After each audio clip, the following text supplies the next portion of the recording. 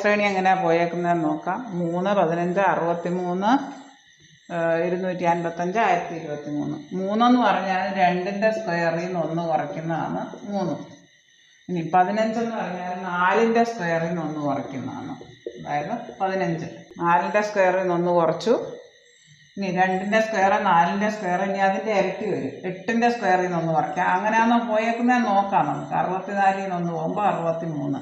ഇനി 2ൻ്റെ square, 4ൻ്റെ square, 8ൻ്റെ square, ഇനി 16ൻ്റെ square. 16ൻ്റെ സ്ക്വയറിൽ നിന്ന് 1 കുറച്ചാൽ 256ൽ നിന്ന് 1 പോകെ 255 വന്നു. ഇനി 16, 32ൻ്റെ സ്ക്വയറിൽ നിന്ന് 1 കുറച്ചാൽ 1024ൽ നിന്ന് 1 പോകെ 1023. അങ്ങനെയാണ് ഈ ശ്രേണി വന്നേക്കുന്നത്. ഇപ്പോൾ ഇവിടെ മൂന്നാമത്തെ പദം നമുക്ക് കണ്ട 8ൻ്റെ സ്ക്വയറിൽ നിന്ന് 1 കുറച്ചു 63 ഉത്തരം. ഓപ്ഷൻ ഡി ആണ്. 63 ഓപ്ഷൻ ഡി ആണ്. ഇനി ഇത് നമുക്ക് നോക്കാം. ഇതൊന്ന് കൂട്ടി കുറച്ചിട്ടൊന്നും ഒരു പ്രത്യേകത കാണുന്നില്ല. അപ്പോൾ നമുക്കിത് എഴുതി നോക്കാം.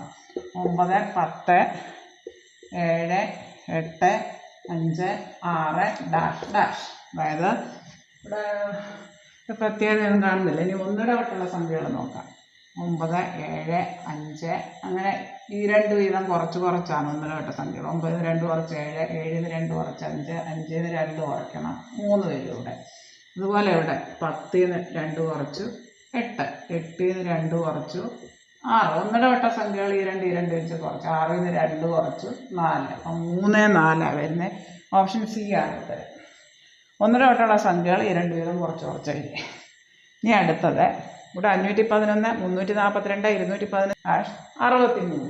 അപ്പോൾ ഇവിടെ നമുക്ക് എങ്ങനെയാണ് ഇത് വന്നേക്കുന്നത്? 512ൽ നിന്ന് 1 കുറയ്ക്കുക എന്ന് പറഞ്ഞാൽ 8ൻ്റെ ക്യൂബിൽ നിന്ന് 1 കുറച്ചു, 343ൽ നിന്ന് 1 കുറയ്ക്കുക, 7ൻ്റെ ക്യൂബിൽ നിന്ന് 1 കുറച്ചു, 6ൻ്റെ ക്യൂബിൽ നിന്ന് 1 കുറച്ചു, 216ൽ നിന്ന് 1 കുറച്ചു. അപ്പോൾ ഇവിടെ 5ൻ്റെ ക്യൂബിൽ നിന്ന് 1 കുറയ്ക്കണം. അതായത് 125ൽ നിന്ന് 1 കുറയ്ക്കുക, 124 വരും.